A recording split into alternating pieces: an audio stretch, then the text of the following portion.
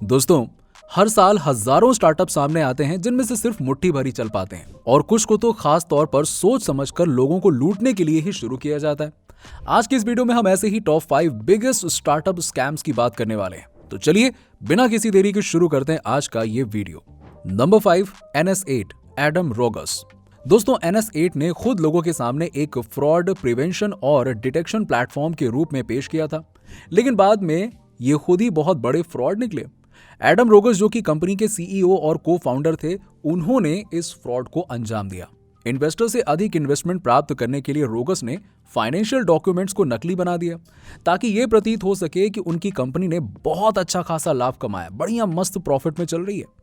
रोगस, जिनकी NS8 में मुख्य भूमिका धन जुटाने की थी, उसने इस काम को बहुत ही अच्छी तरीके से किया। रोगस के इस झांसे में आकर एक इन्वेस्टर ने खूब सारा पैसा इन्वेस्ट कर दिया, लेकिन रोगस ने उसमें से करीबन 2 करोड़ रुपए अपने पास रख लिए। अगर टोटल फंडिंग की बात करें तो कंपनी को 16 करोड़ की फंडिंग मिल चुकी थी।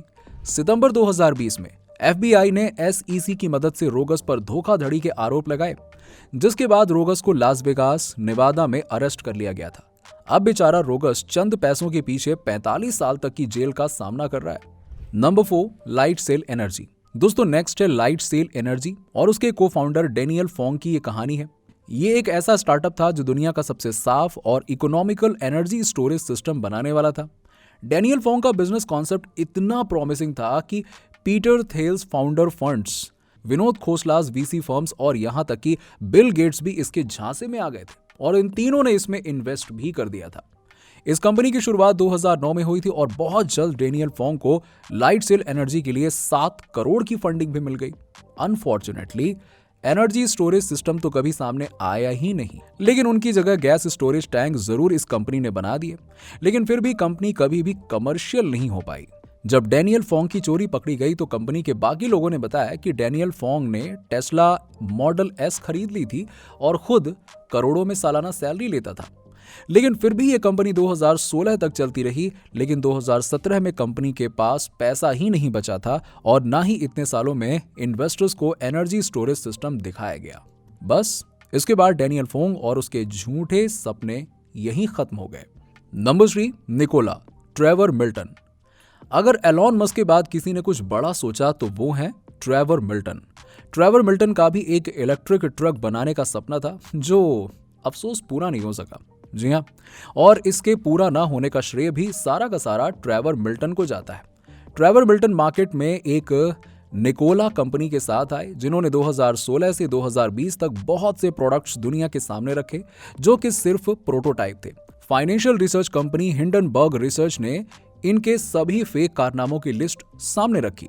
इनकी battery technology, natural gas well, solar panel और हाइड्रोजन प्रोडक्शन कैपेबिलिटीज सबकी सब सिर्फ काल्पनिक बातें हैं। इनका निकोला ट्रक ड्राइविंग का प्रमोशनल वीडियो, जो कि निकोला के मुताबिक यूटेक डेजर्ट में शूट किया गया था, वो भी असल में नकली है। इन्होंने एक प्रोटोटाइप एक हिल से नीचे उतारा और बस उसी को अपना प्रमोशनल वीडियो बना दिया। इन्हीं सब चीजों की वजह से ट्रेवर मिल्टन अब कंपनी के एग्जीक्यूटिव चेयरमैन के पद से भी हटा दिए गए। कंपनी को अब तक 250 करोड़ रुपए की फंडिंग मिल चुकी है, लेकिन अभी तक इन्हें किसी गलत काम के लिए रोका नहीं गया, क्योंकि ये आज भी अपने प्रोडक्ट्स लोगों के सामने और अपने इन्वेस्टर्स के सामने प्रोटोटाइप के रूप में लेकर आते रहते हैं। जनरल मोटर्स ने भी सितंबर 2020 को इनके साथ 200 करोड़ रुपए की डील की है।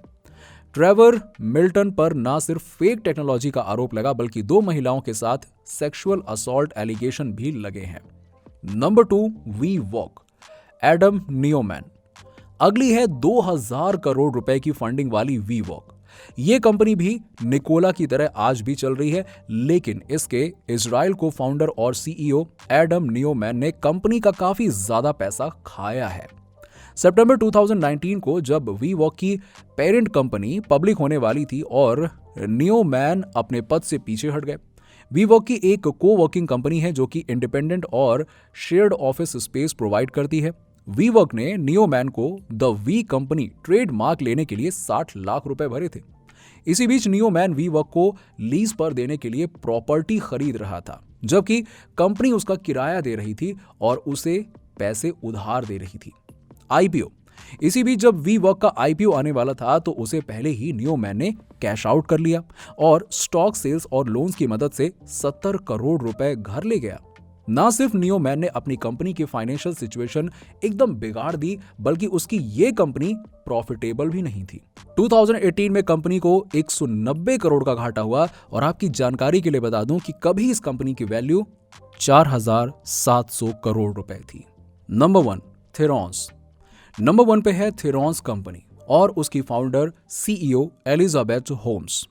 एलिजाबेथ अपनी इस कंपनी की वजह से इतनी ज्यादा पॉपुलर थी कि लोग उसे द नेक्स्ट स्टीव जॉब्स भी कहते थे। थेरॉन्स एक ब्लड टेस्टिंग स्टार्टअप था जो क्लेम करते थे कि ये लोग बहुत कम पैसे और समय में ब्लड टेस्ट कर सकते हैं और यहां तक ऐसा करने के लिए पेशेंट का बहुत ज्यादा खून निकालने की भी जरूरत नहीं होती है। 2010 में थेरॉन्स 100 करोड़ की कंपनी बन चुकी थी। होम्स ने 2003 में 19 साल की उम्र में स्टैनफोर्ड छोड़ दिया था और थेरॉन्स की शुरुआत की। प्रॉब्लम तब हुई जब अपने इस प्रोजेक्ट को साइंटिफिक कम्युनिटी के सामने रखा। जब इस फील्ड के और लोगों ने एलिजाबेथ की काल्पनिक कहानी सुनी तो वो समझ गए कि ये सब तो एक धोखा है और कुछ नहीं है। लेकिन फिर भी एलिजाबेथ ने इन्वेस्टर्स को अपने झांसे में फंसा ही लिया और 2015 तक उसका घर और कंपनी दोनों चलते रहे। जब US securities and exchange commissions यानी कि SEC ने एलिजाबेथ और thrones president Ramesh Balwani AKA Sunny को अरेस्ट किया तो ये सामने आया कि उनके पास ना सिर्फ इन्वेस्टर्स को लूटने का प्लान था बल्कि डॉक्टर्स और पेशेंट्स को भी लूटने का प्लान था। अब इसी साल एलिजाबेथ पर 11 चार्जेस लगाए गए थे जिनमें से 4 में दोषी पाई गई और इसके लिए इसे 20 साल की जेल हो सकती है। एलिजाबेथ की खून टेस्ट की कंपनी तो नहीं चली लेकिन इन्वेस्टर्स का खून जरूर चूस लिया। तो दोस्तों ये थे टॉप 5 बिगेस्ट स्टार्टअप स्कैम्स। आपको ये वीडियो कैसी लगी नीचे हमें कमेंट बॉक्स में लिखकर जरूर बताइए। अगर आपको वीडियो पसंद आई हो तो इसे लाइक करें और चैनल सब्सक्राइब करना ना भूलें। मिलते हैं आपसे अगले वीडियो में, तब तक के लिए नमस्कार।